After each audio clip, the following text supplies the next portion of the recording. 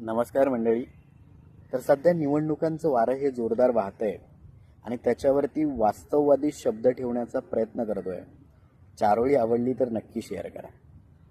नगराचा सेवक तो नेहमी राजासारखा असतो आणि एक दिवसांपुरताचा मतदार राजा नेहमी सेवकाप्रमाणे वागतो.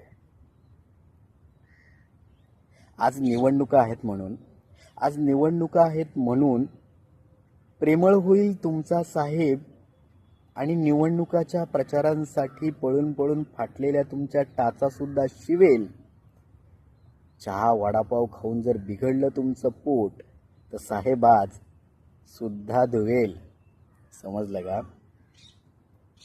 तुम्ही मेलात गेलात यांना 5 वर्ष काही फरक नसतो.